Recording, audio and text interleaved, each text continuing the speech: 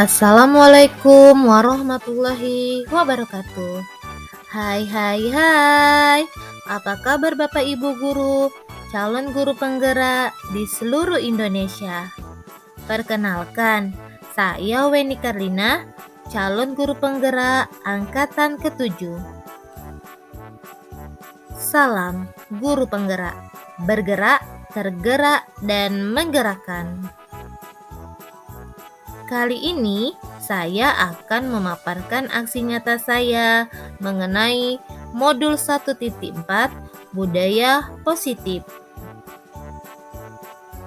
Perkenalkan, beliau berdua adalah fasilitator dan pengajar praktik saya, yaitu Bapak Muhammad Latif sebagai fasilitator dan Ibu Francisca Ika sebagai pengajar praktik saya. Berikut ini adalah rancangan aksi nyata saya. Pertama, latar belakang. Membangun karakter murid dapat dilakukan dengan pembiasaan disiplin positif. Murid tidak suka dengan adanya peraturan, karena selama ini jika mereka melakukan pelanggaran, maka akan mendapatkan hukuman. Selanjutnya, tujuan aksi nyata saya yang pertama, menciptakan murid yang merdeka belajar dan mewujudkan profil pelajar Pancasila serta disiplin yang kuat. Yang kedua, mewujudkan pembelajaran yang menyenangkan dan berpihak pada murid.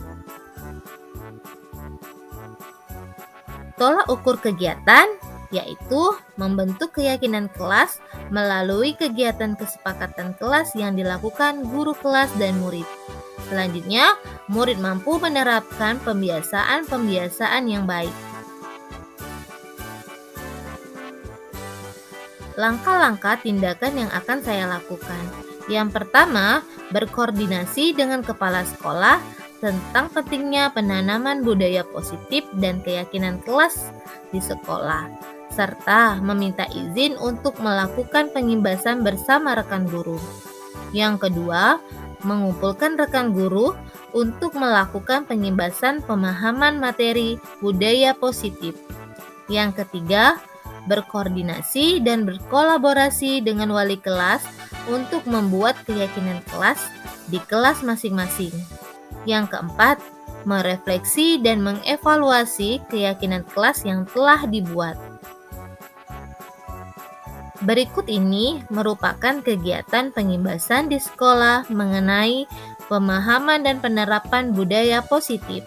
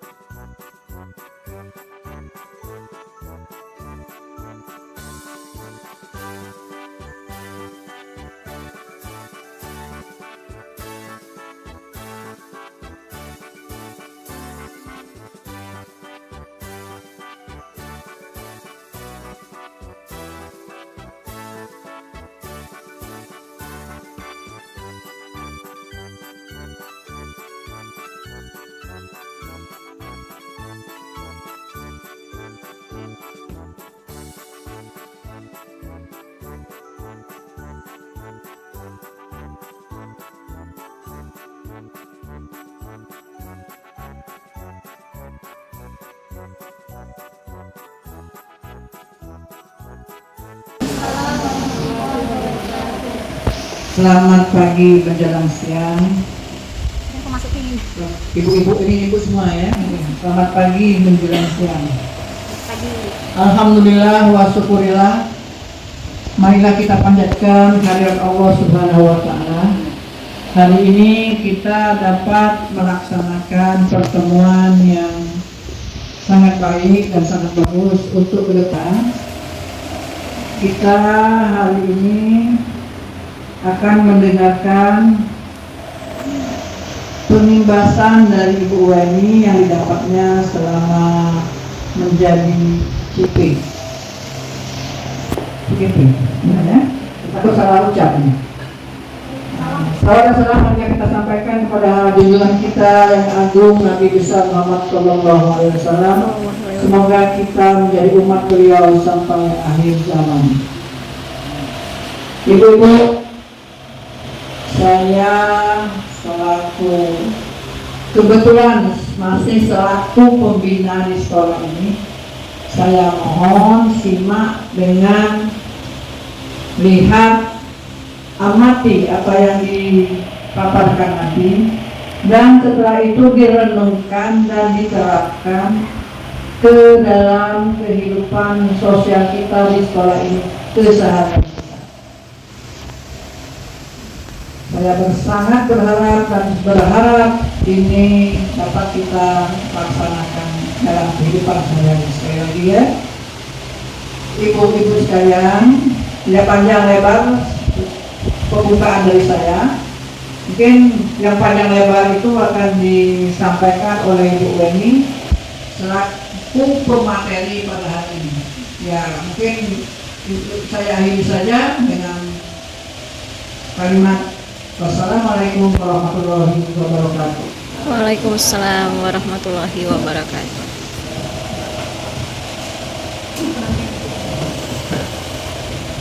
Assalamualaikum warahmatullahi wabarakatuh. Waalaikumsalam warahmatullahi wabarakatuh. Apa kabar semua guru-guru hebat?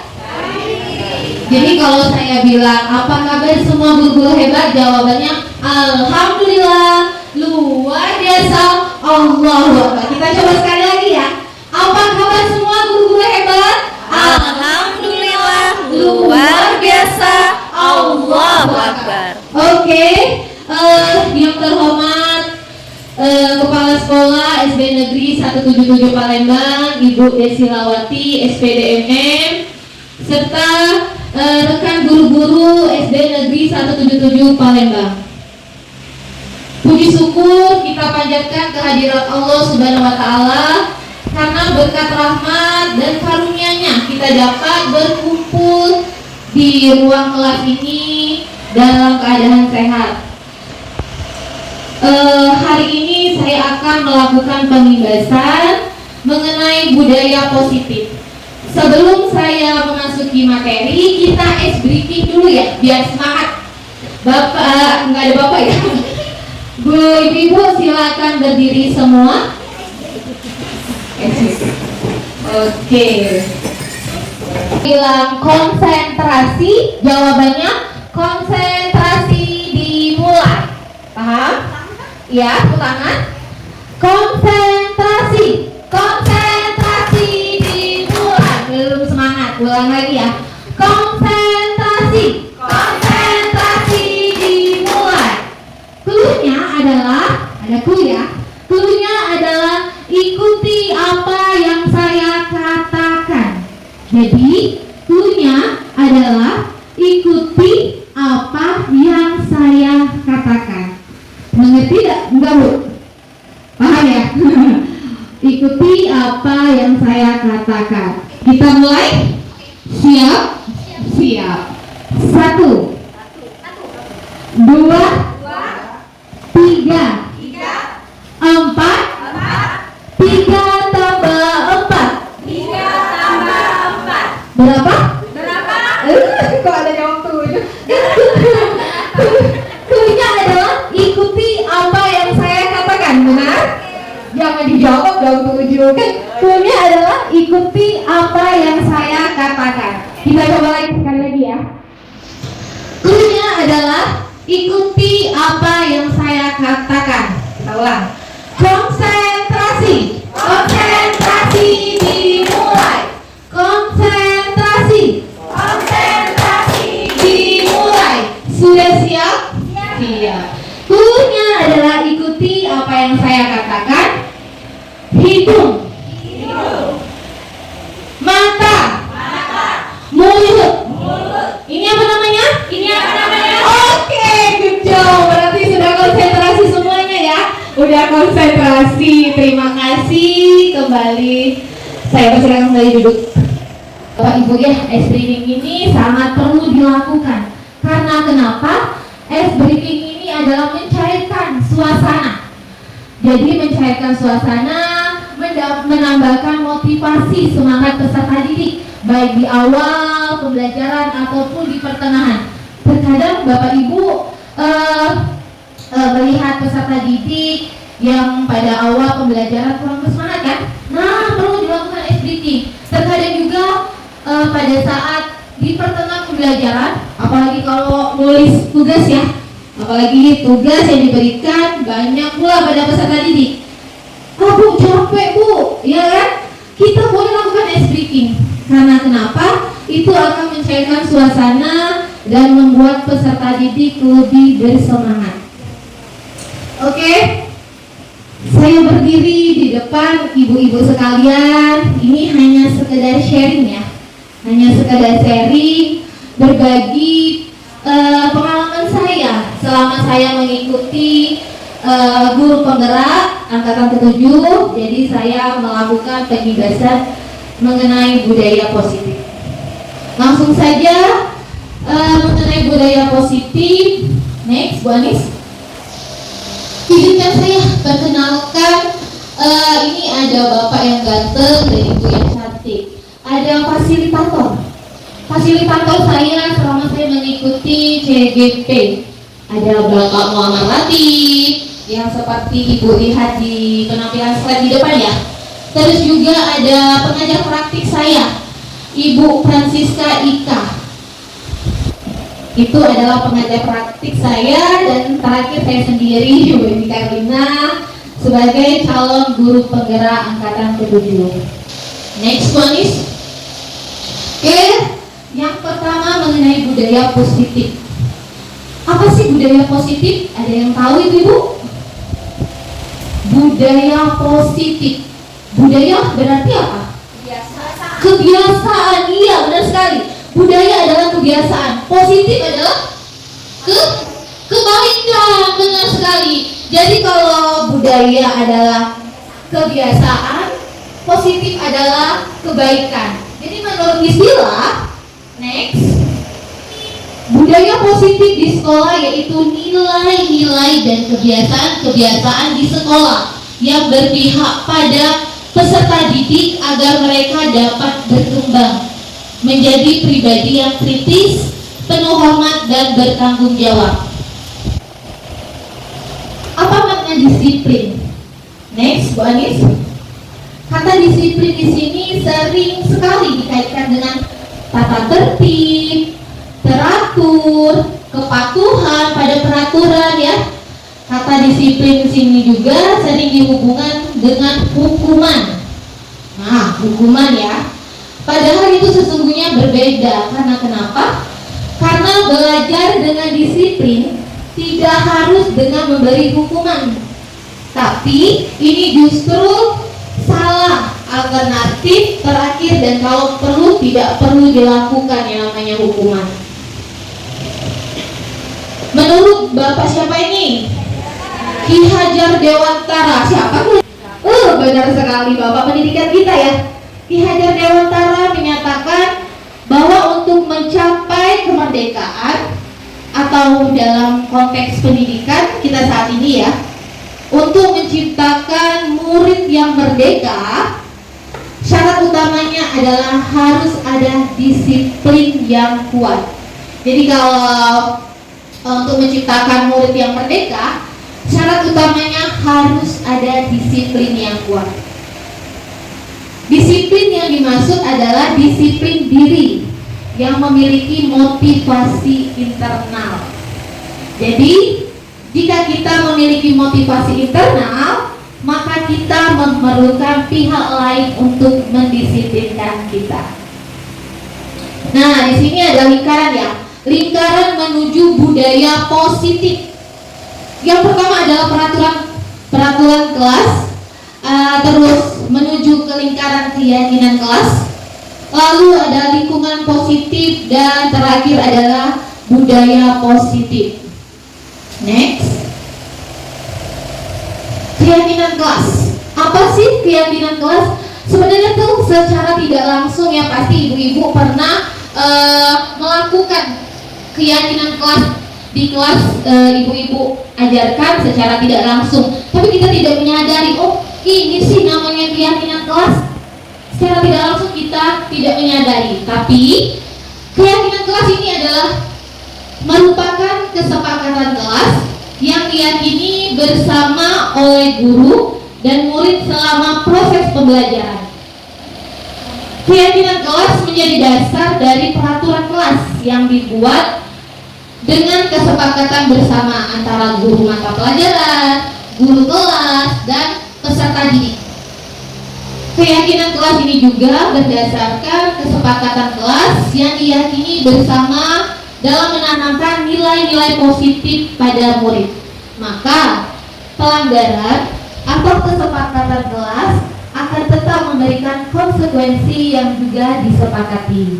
Itulah keyakinan kelas. Kadang memang secara tidak langsung kita kan, nah jangan datang ke sekolah itu jangan datang terlambat. Itu merupakan kesepakatan juga, ya. Tapi tidak secara tertulis kita ucapkan. Jadi siswa itu hanya melintas di otaknya saja ya. Jadi tidak ada terbentuknya kesepakatan bersama. Tapi secara tidak langsung, ibu-ibu sekalian pasti kan kadang siswa yang telat, ya kadang siswa yang telat, jangan telat lagi ke sekolah, ya kan?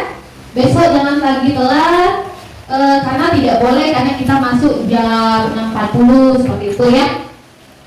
Ya, terima kasih. Lanjut Bu Anis.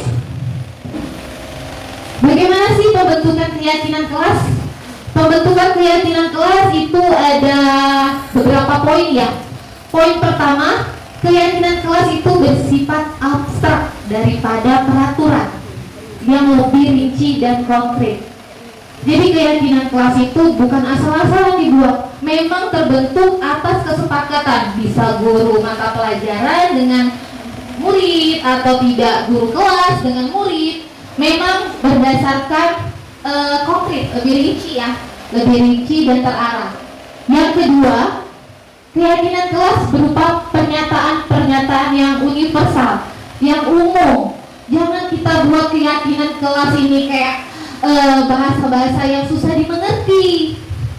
Apalagi kelas 1, 2 ya, masih baca belum bisa ya. Masih baca, ada yang belum bisa baca. Nah, jadi kita buatlah kesepakatan atau keyakinan kelas ini yang umum, yang memang sering mereka lakukan langgar ya, pelanggaran yang mereka lakukan. Yang ketiga, pernyataan keyakinan kelas senantiasa dibuat dalam bentuk budaya positif. Yang keempat, keyakinan kelas hendaknya tidak terlalu banyak sehingga mudah diingat dan dipahami. Jangan banyak benar kan? Jadi nanti kalau banyak benar, jadi peserta didiknya terasa terbebani, ya kan, dengan peraturan. Yang kelima, semua warga kelas sebaiknya ikut berkontribusi dalam membuat kegiatan kelas lewat curah pendapat. Nah, semua warga kelas ini boleh mengeluarkan apresiasi, ide-ide masukan mengenai keyakinan kelasnya. Yang terakhir ini bersedia meninjau kembali keyakinan kelas dalam waktu ke waktu. Oke, next, Bu Anis. Ini adalah contoh penerapan yang saya buat keyakinan kelas di awal semester. Jadi keyakinan kelas ini dilakukan di awal semester. Karena kenapa? Kadang kan siswa ini melanggar ya, datang terlambat, berpakaian tidak rapi, rambutnya panjang ya kan. Nah, ini boleh di awal semester kita lakukan keyakinan kelas yang kita sepakati bersama peserta didik. Boleh putar Bu Anis?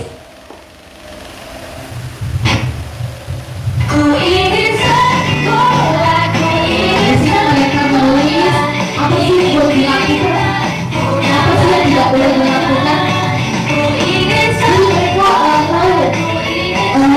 Yang tidak boleh dilakukan, yang boleh dilakukan, sehingga mereka tahu kesepakatan kelas yang telah dibentuk. Ini mereka menuliskan di papan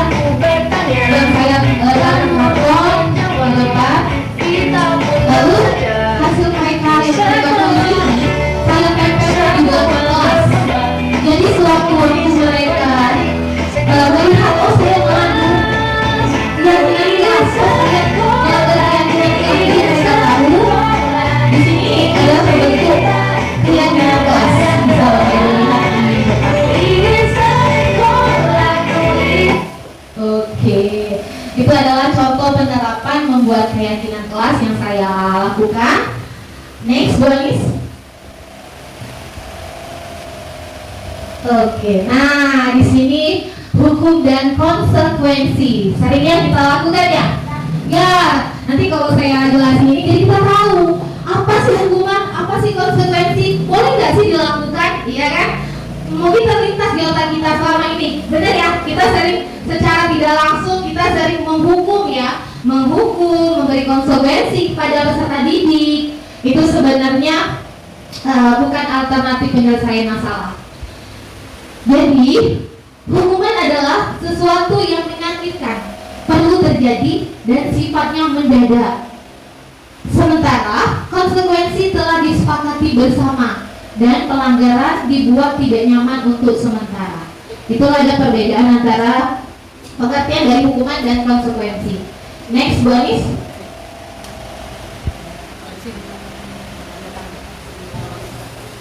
Oke, di sini ada tindakan guru, ya. Ada tindakan guru seperti Bapak Ibu lihat di slide depan ada tindakan guru. Yang pertama, mencatat 100 kali di dalam buku kalimat. Saya tidak akan terlambat lagi. Pernah tidak Ibu Guru? Enggak. Saya tidak akan terlambat. Jadi ketika ada peserta didik datang ke sekolah terlambat, ya sih terlambatnya datang. Nggak tahu jam berapa ini, iya kan? Secara tidak langsung kita pernah seperti itu ya. Hukumannya ada kalian harus menulis 100 kali. Saya tidak akan terlambat lagi. Kira-kira ini masuk hukuman apa konsekuensi? Ibu-ibu? Hukuman ya, kita kunci dulu ya. Hukuman, oke. Yang kedua, lari mengelilingi lapangan basket 2 kali karena terlambat hadir di sekolah. Hukuman atau konsekuensi? Hukuman, oke. Iya. Oke, ada konsekuensi, ada hukuman. Oke, kita kunci ya. Ada 2 pendapat yang berbeda. Ada konsekuensi dan ada juga hukuman. Yang ketiga, murid diminta untuk push up 15 kali karena tidak menggunakan masker ke sekolah. Hukuman? Oke, kita kunci. Menggantikan kertas tugas teman yang telah dicoret-coret. Konsekuensi. Oke, kita kunci. Membersihkan tumpahan air di meja tulis karena tersenggol pada saat belajar. Konsekuensi. Meminta murid tidak mengenakan sepatu seharian di sekolah karena tidak mengenakan sepatu hitam. Jadi dia pakai sepatu yang tidak sesuai peraturan. Kira-kira? Hukuman? Ada konsekuensi? Konsekuensi atau hukuman? Konsekuensi semua ya? Kunci ya? Oke. Lari mengelilingi lapangan basket 2 kali karena terlambat 10 menit untuk pelajaran PJOK. Hah? Konsekuensi atau hukuman? Ada yang beda ya? Ada konsekuensi, ada hukuman. Oke, jadi tindakan nomor 2 dan nomor terakhir ya? Ada yang beda ya? Hukuman dan konsekuensi. Oke, yang nomor 2 lari mengelilingi lapangan basket 2 kali karena terlambat hadir di sekolah. Yang ibu-ibu jawab hukuman siapa? Ayo dong, kenapa kita sama sharing?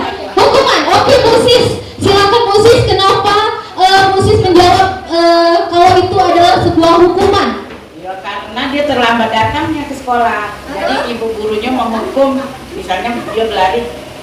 Coba kamu berlari, hukuman kamu jatuh depan, keluar kelas. Oh, jadi itu merupakan satu hukuman ya? Iya. Oke.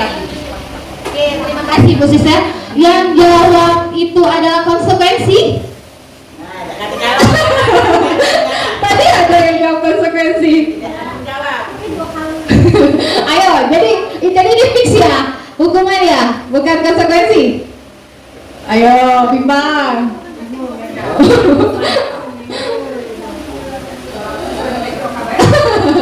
Jadi hukuman ya, nggak ada yang beda? Nggak ada. Oke, yang terakhir.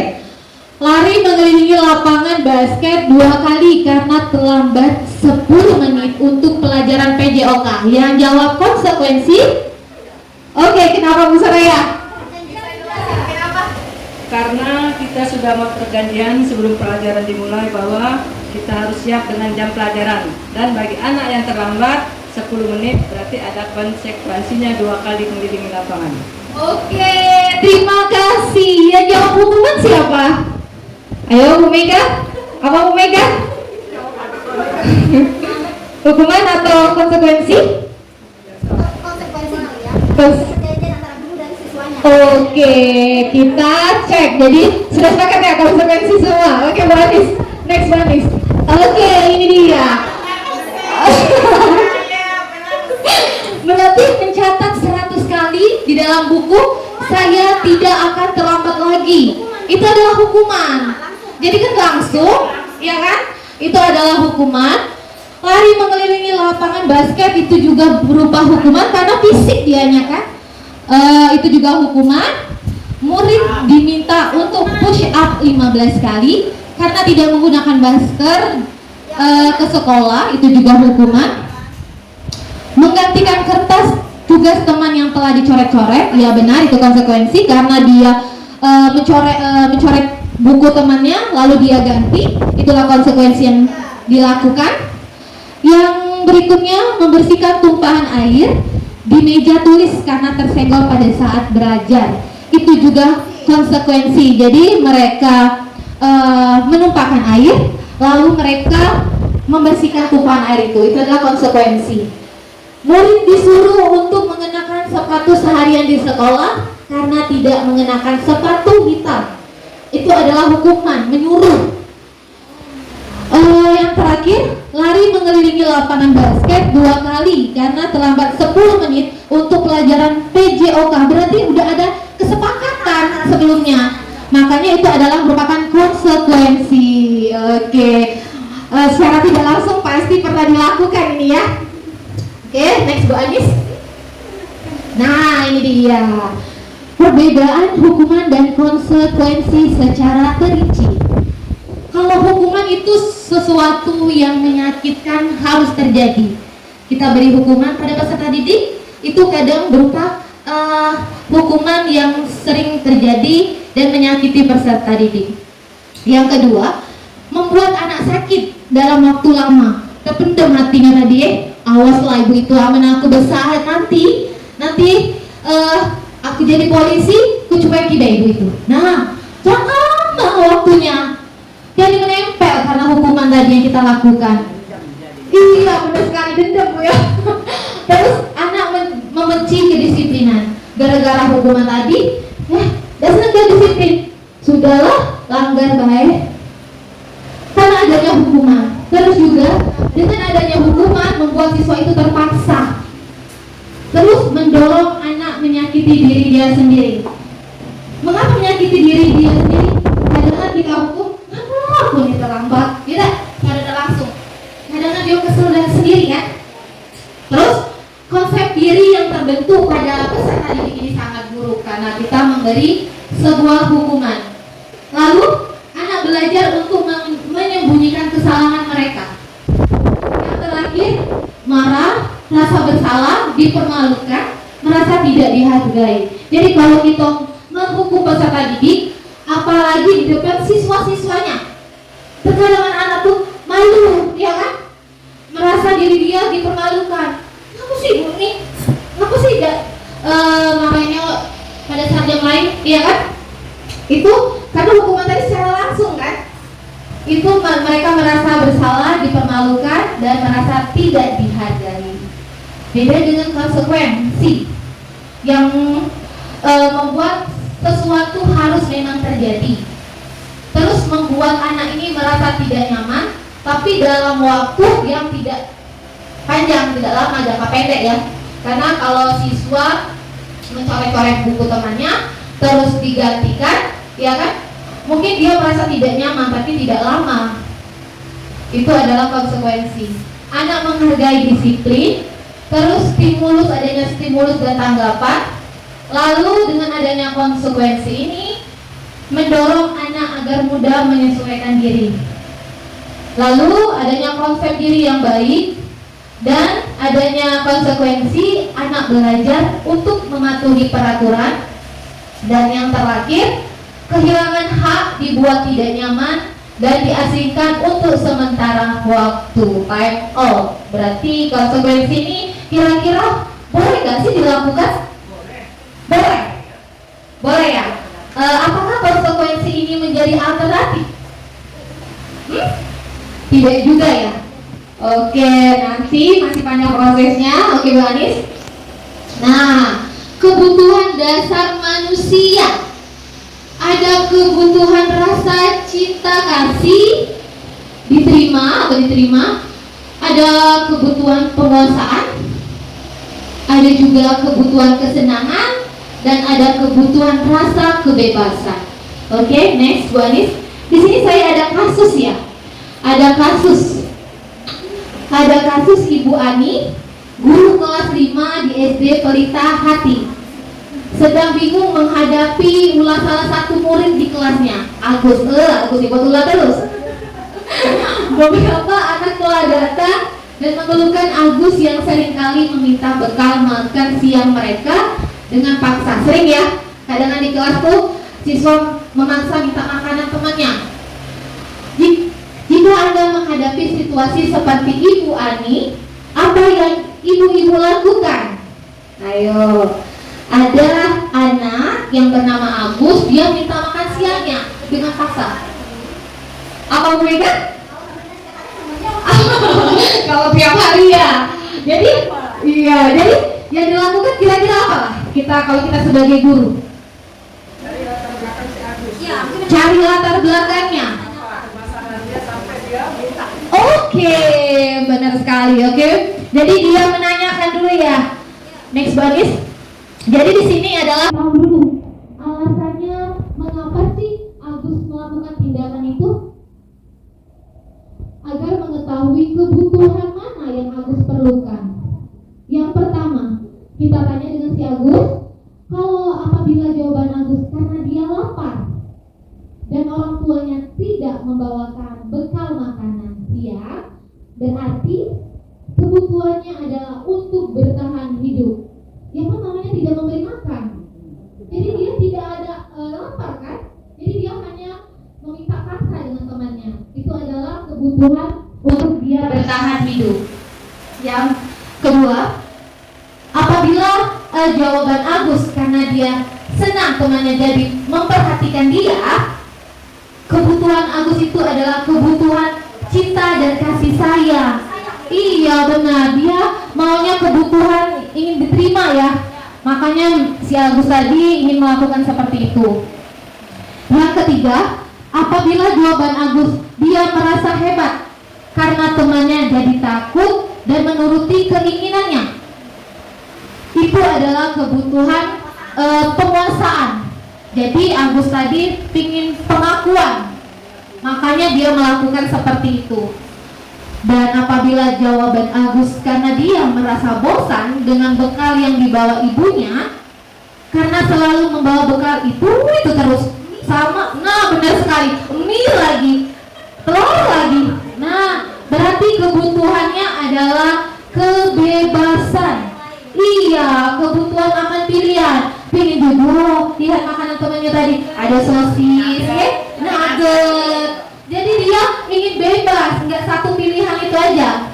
Yang terakhir, apabila jawaban Agus karena iseng-iseng aja dan dia menikmati ekspresi wajah temannya ketika dipaksa mau ngambil makanan tadi, lihat ekspresi temannya, apa nangis atau jerit ya, lapor gurunya ya, itu Agus membutuhkan kebutuhan kesenangan, hanya senang-senang baik. Nah, jadi dia hanya kesenangan.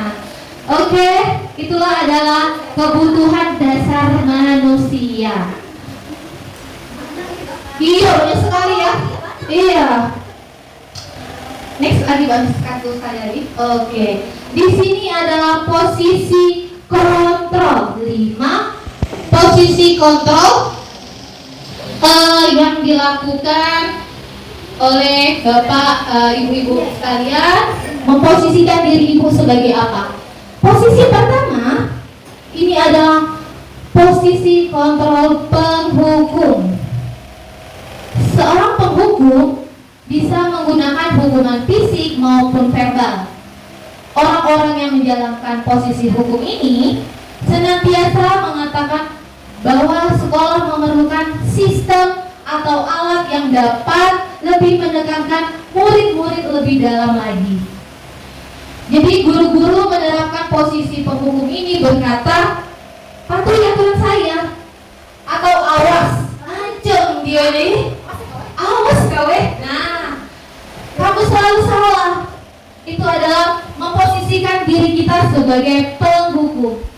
Guru seperti ini senantiasa percaya hanya ada satu cara agar pembelajaran bisa berhasil, yaitu dengan cara dia sendiri. Tidak mikir orang lain, asal aku dewa ya. Nah, itu adalah posisi kontrol sebagai penghukum. Konsekuensi logis ini dari akibat penerapan peran kontrol penghukum adalah kemungkinan murid marah dan menendam atau bersifat agresif. Bila jadi sesudah kembali duduk, murid tersebut akan mencoret-coret bukunya sendiri. Kesal dia, udah ibu ini ngapa pula masih hukuman, kesal dia nyoret. Itu karena kita memposisikan diri kita sebagai penghukum. Oke, next one is. Yang kedua ini adalah posisi kontrol pembuat rasa bersalah. Saya pindah ke sini supaya lebih jelas. Pada posisi ini biasanya guru atau orang tua akan bersuara lembut karena posisi dia sebagai membuat rasa bersalah. Pembuat rasa bersalah akan menggunakan kata-kata keheningan yang membuat orang lain merasa tidak nyaman, bersalah atau rendah diri. Kata-kata yang keluar dengan lembut akan seperti, "Nak, ibu ini sangat kecewa dengan kalian. Bapak ini sangat kecewa dengan kamu. Berapa kali Bapak harus memberitahu kamu, Nak?" Ya lembut, tapi membuat siswa itu merasa bersalah. Iya. Pengalaman. Gimana coba kalau orang tua kalian tahu? Kalau kalian sering berbuat salah di sekolah ini. Nah, tambah merasa bersalah lagi. Bawa orang tua, tambah mereka merasa bersalah. Oke, di posisi ini murid akan memiliki penilaian diri yang buruk tentang diri mereka. Murid merasa tidak berharga dan telah mengecewakan orang-orang yang disayanginya. Ciri khas pembuat merasa bersalah adalah nadanya melas. Nah, kamu ini bagaimana ya? Kamu sudah berjanji dengan ibu atau bapak tidak akan terlambat lagi. Kamu kenapa ya? Senang ya sekali mengecewakan ibu. Bapak benar-benar kecewa sekali. Nah, tanpa merasa bersalah siswa tadi kan? Next one is. Nah, konsekuensi logis dari akibat penerapan peran kontrol pembuat rasa bersalah adalah murid akan merasa bersalah terus. Bersalah telah mengecewakan ibu atau bapak gurunya. Murid akan merasa menjadi orang yang gagal dan tidak sanggup membahagiakan orang lain. Kadangkala sikap seperti ini lebih berbahaya dari sikap penghukum. Nah, lebih bahaya dari penghukum. Iya. Karena kita buat siswa tadi merasa bersalah. Iya, jadi batinnya dia. Iya, kadangkala sikap seperti ini lebih berbahaya dari sikap penghukum karena emosi akan tertanam rapat di dalam murid dan menanam hingga keperasaannya ya. Tidak seperti murid dalam guru penghukum, di mana murid bisa menumpahkan amarahnya. Kalau kita hukumkan dia keluar amarahnya. Ngapalah ibu ini ngasih kehukuman. Tapi kalau merasa bersalah, dia renung, aku tidak bisa bahagia ke ibu aku, guru-guru yang aku yang sayangi. Tertanam. Iya, di mana murid menumpahkan amarahnya walaupun dengan cara negatif, itu penghukum ya. Tapi kalau di sini malah murid tertekan. Seperti inilah yang tiba-tiba bisa meletus amarahnya. Dengan ngendem tiba-tiba amarahnya naik dan bisa menyakiti diri sendiri dan orang lain. Karena kita membuat bersalah tadi, posisi diri kita sebagai posisi kontrol merasa bersalah. Sambil minum Bapak Ibu. Minum dulu Bu ya. Oke, ini adalah posisi ketiga, posisi kontrol teman. Kira-kira posisi kontrol satu tadi sebagai apa? Penghukum. Kedua, merasa bersalah. Boleh nggak kita memposisikan diri kita sebagai penghukum dan merasa bersalah? Kira-kira? Nggak boleh, iya. Yang ketiga ini adalah posisi kontrol teman. Kita memposisikan diri kita sebagai teman pada peserta didik. Boleh nggak ya? Kira-kira? Guru di sini pada posisi ini tidak akan menyakiti murid karena kita posisi sebagai teman kan, nggak mungkin kita menyakiti. Namun akan tetapi berupaya mengontrol murid melalui pendekatan persuasif, ajakan ya. Posisi teman pada guru bisa berdampak negatif atau berdampak positif. Iya, berdampak positif di sini berupa hubungan baik yang terjalin antara guru dan murid. Jadi dekat dia kan, karena teman. Guru di posisi teman menggunakan hubungan baik dan humor untuk mempengaruhi seseorang. Mereka akan berkata, ayo nah bantu ibu ini, demi ibu, masa tidak kalau dilakukan? Ya, terus juga, ayo ingat, tidak ada bantuan bapak kan selama ini, ada terus kan? Ya sudah, kali ini tidak apa-apa, nanti bapak bantu bereskan, malah tugas peserta didik kita beres semua. Karena dianggap memposisikan diri kita sebagai teman. Berdampak negatifnya dari posisi kontrol sebagai teman ini, bisa suatu saat guru tidak membantu, maka murid akan merasa kecewa dan berkata, saya pikir bapak adalah teman saya. Murid juga merasa dikecewakan dan tidak mau lagi berusaha. Terkadang hal ini mungkin timbul yang dilakukan murid hanya akan bertindak untuk guru tersebut. Dia mau melakukan sesuatu kalau guru itu saja. Dia mau mengerjakan sesuatu kalau ibu itu aja yang nyuruh. Karena maunya teman saya yang itu. Jadi mau guru yang diajarkan, guru itu aja.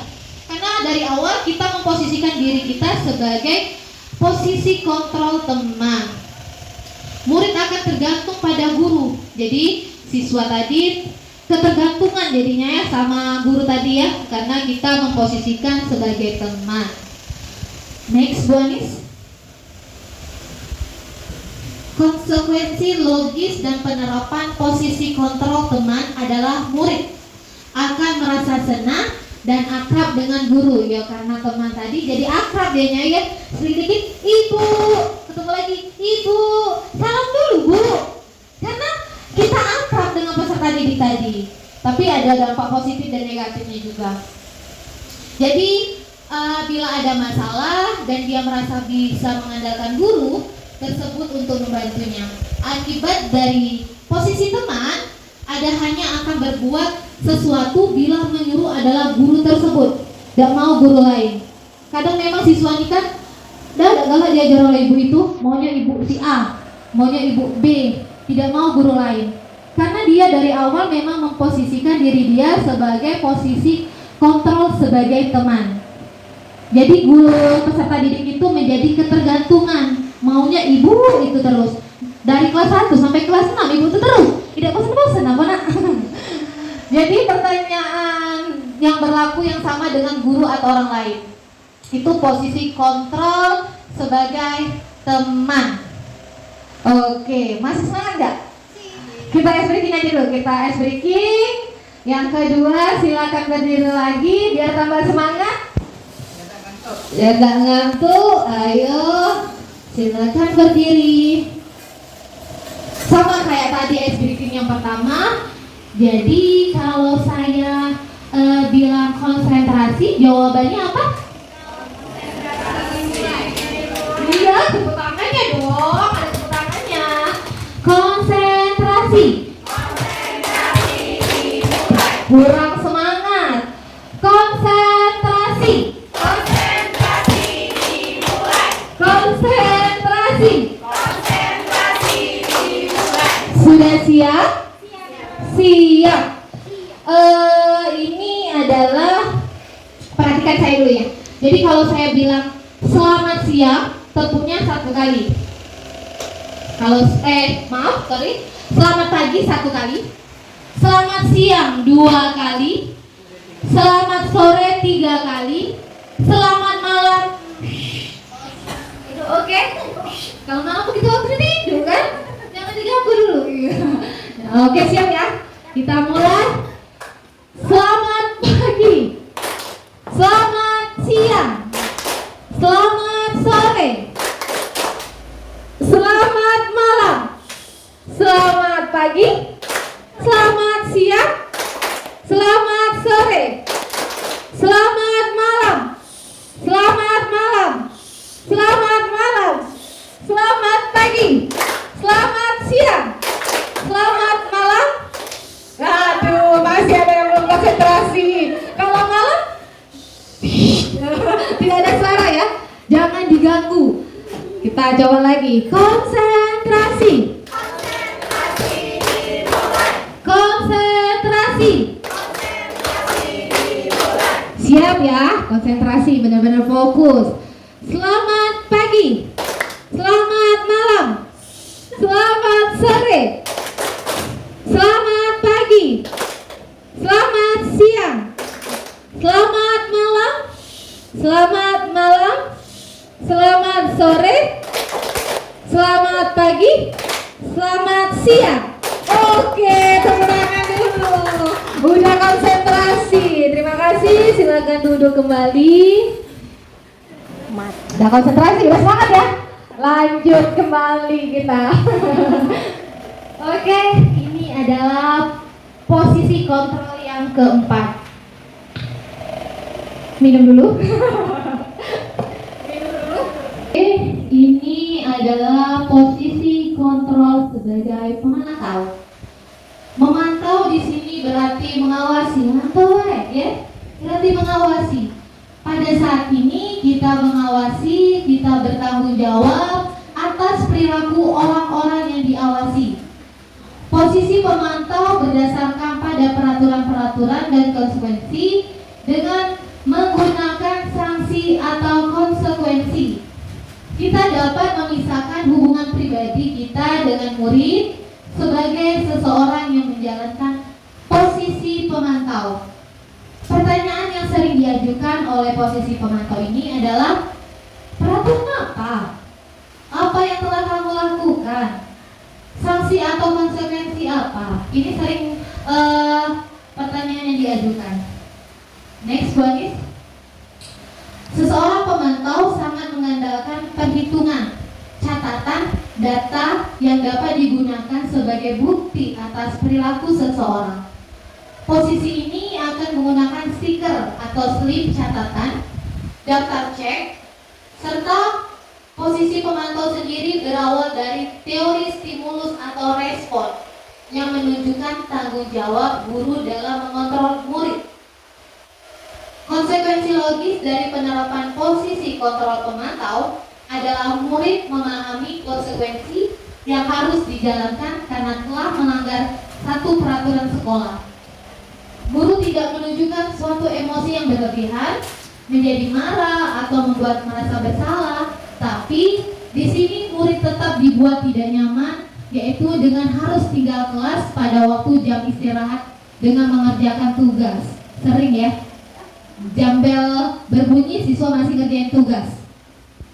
Oke, di sini guru tetap harus memantau murid pada saat mengerjakan tugas di jam istirahat karena murid tidak bisa ditinggal. Itu kadang jadi tergantung juga ya, ketergantungan. Jadi siswa itu tidak bisa ditinggal, guru mantap baik memantau. Iya, seseorang diri. Oke, next Bu Anis. Posisi terakhir. Tadi posisi pertama sebagai penghukum, kedua merasa bersalah, ketiga sebagai teman, keempat pemantau, dan terakhir adalah sebagai manajer. Wah, ibu-ibu berarti masih ingat ya dari awal ya. Posisi terakhir ini adalah posisi sebagai manajer, memposisikan di mana guru berbuat sesuatu bersama dengan murid, mempersilahkan murid mempertanggungjawabkan perilakunya. mendukung murid agar dapat menemukan solusi atas permasalahan sendiri. Seseorang manajer telah memiliki keterampilan di posisi teman maupun pemantau, dirangkulnya semua. Dengan demikian, bisa jadi di waktu-waktu tertentu kembali kepada posisi tersebut bila diperlukan.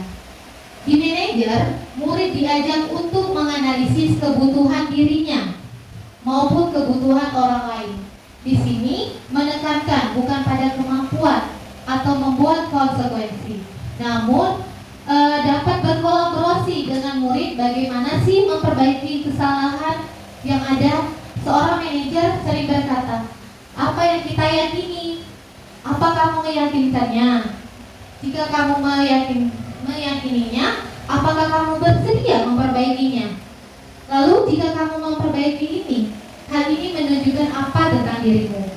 Jadi lebih terarah ya manajer ini. Next, Bu Anis.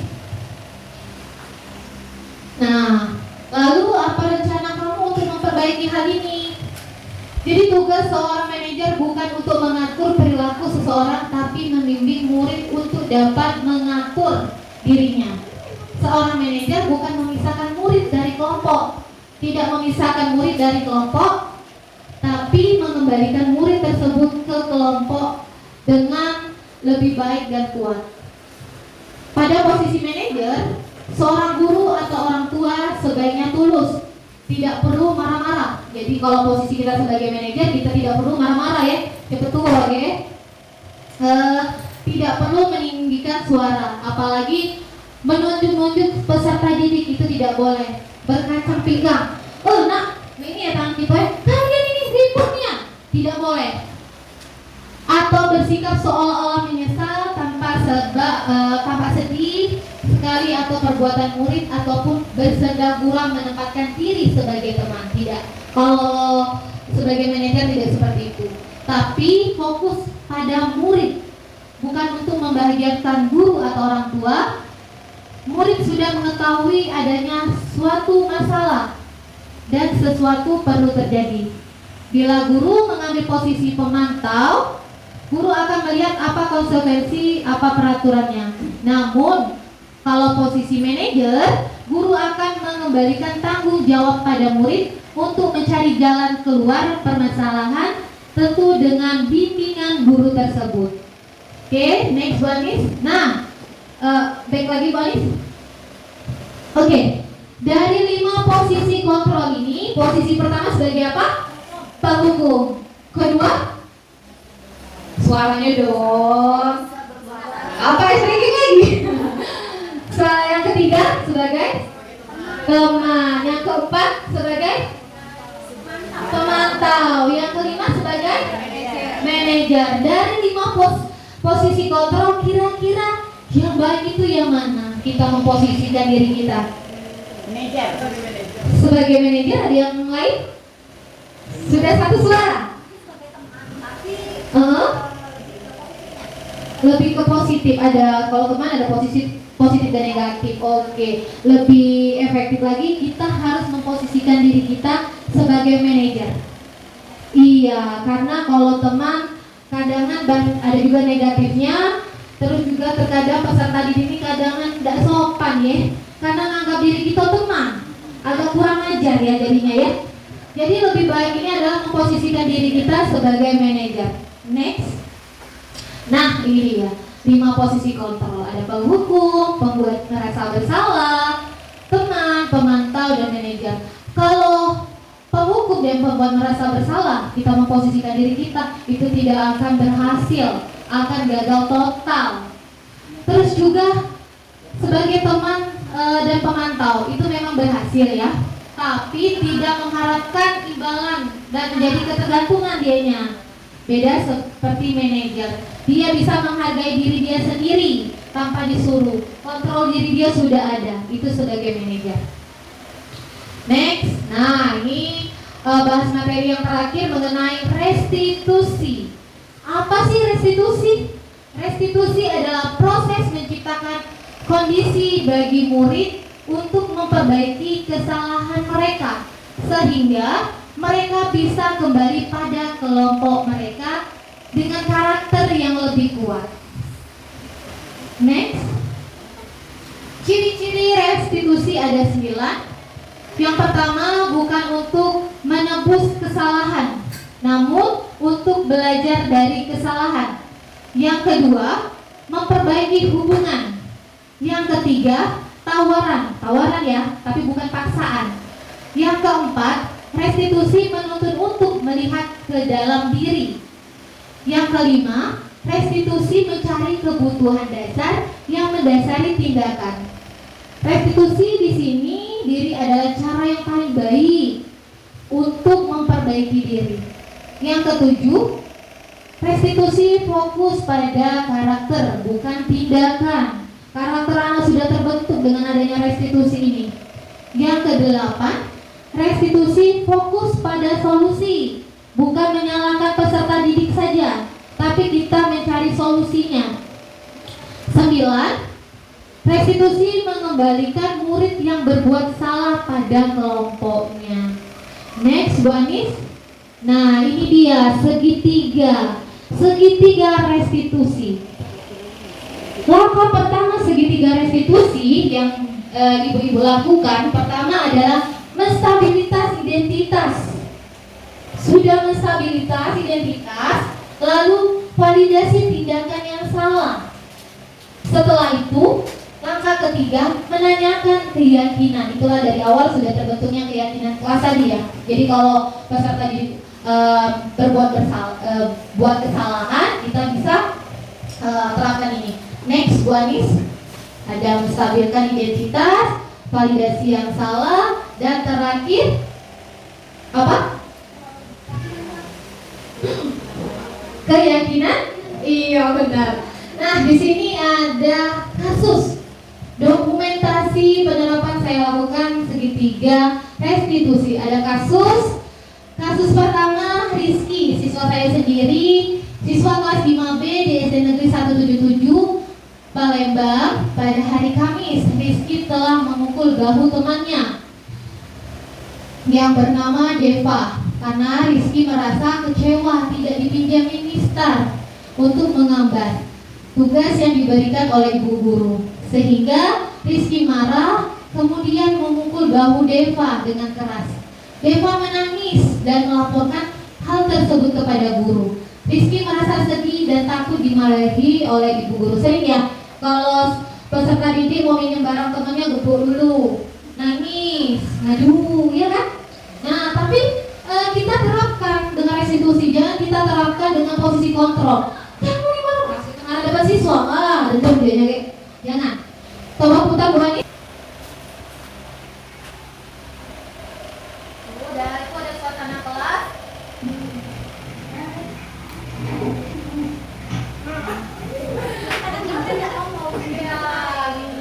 Maksa. Tahu tidak mengapa Bu Weni memanggil itu? Nah, menerapkan restitusi yang pertama itu tadi adalah identitas dulu ya, menstabilkan identitas.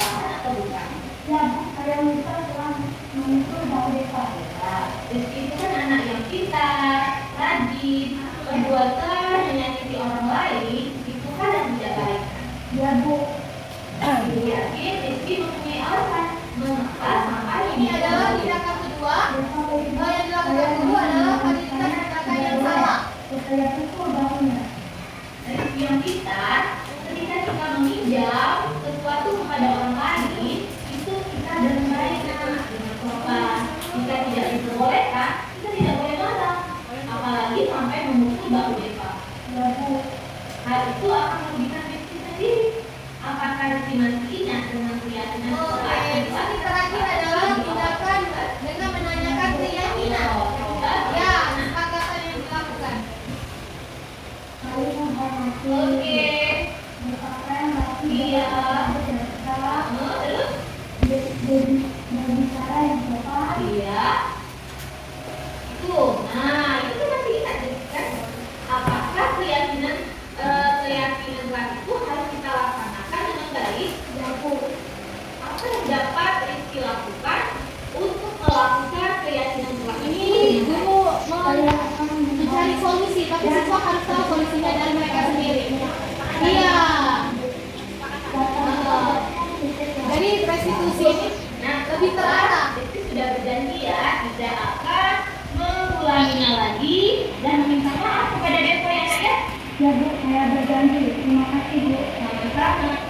Oke, itu adalah kasus yang pertama. Jadi dia menstabilitas identitas kesalahan dia. Jadi kita memanggil peserta didik tidak usah depan atau enggak pada jam lagi santai, kita panggil peserta didiknya, kita stabilkan dulu identitasnya tadi. Yang kedua, validitas tindakan yang salah, kita tanyakan mengapa dia bisa membuat kesalahannya tadi. Setelah dia tahu dia melakukan kesalahan ada sebabnya, kita tanyakan yang terakhir adalah menanyakan keyakinan, kesepakatan yang telah dibuat. Setelah itu kita mencari solusi. Diarahkan siswa untuk mencari solusi sehingga dia tidak akan melakukan kesalahannya lagi. Itu kasus yang pertama. Ada kasus kedua, Bu Anis. Seperti Ibu lihat di slide depan. Oke, itu kasus kedua mengenai datang terlambat ke sekolah, dianya buru-buru. Kita saksikan videonya, Bu Anis.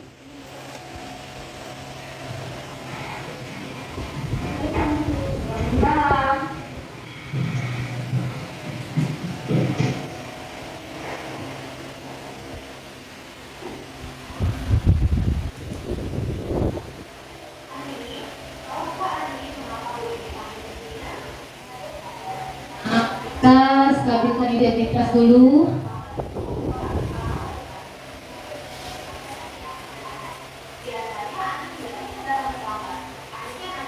Kita pancing-pancing dulu ya. Kenapa siswa itu sampai melakukan kesalahan? Iya, kesalahannya datang ke sekolah. Padahal dari awal sudah terbentuknya kesepakatan atau keyakinan kelas.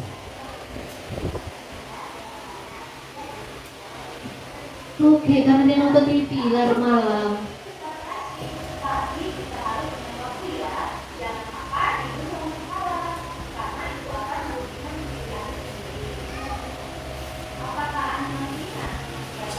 Jadi terakhir, tahapan terakhir menanyakan keyakinan kelas.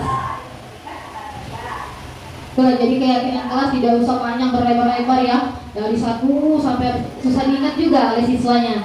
Jadi inti-inti pelanggaran yang sering mereka lakukan saja, secara umum dan secara terperinci.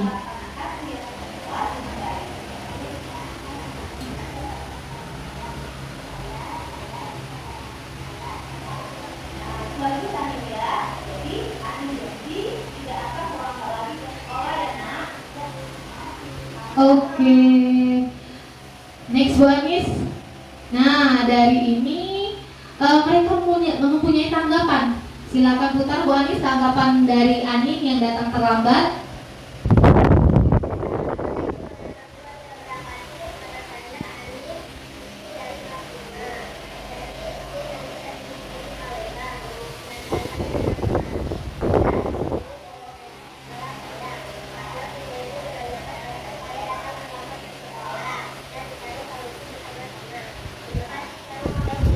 Oke, tanggapan yang kedua mengenai Rizky yang asal temannya tadi ya.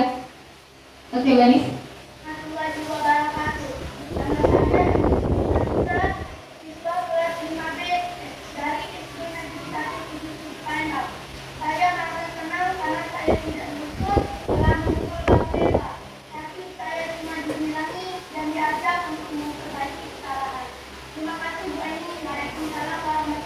Oke, iya. Jadi ini adalah segitiga restitusi. Kira-kira menurut ibu-ibu dari awal saya jelasin sampai terakhir, next Bu Anis habis ya.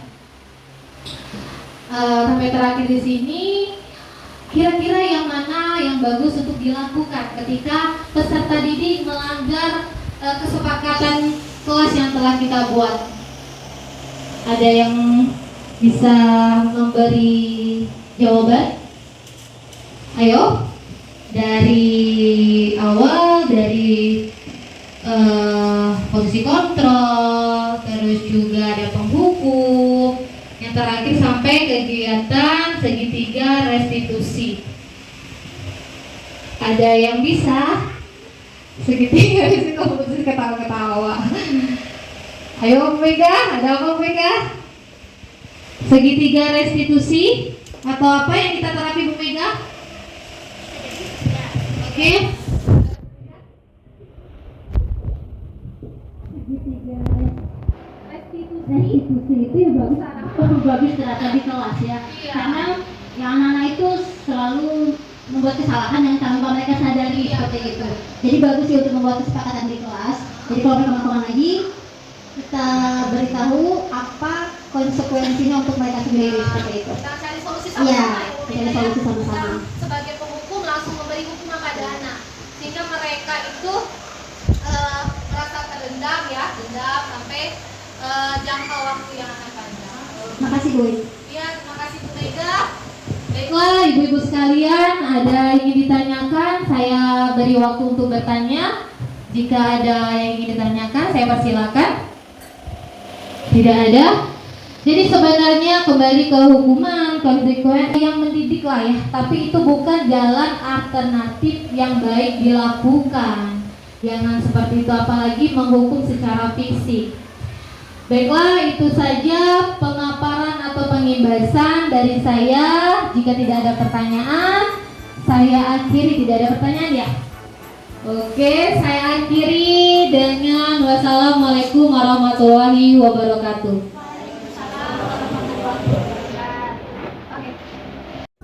Itu saja aksi nyata saya mengenai modul 1.4 budaya positif. Terima kasih.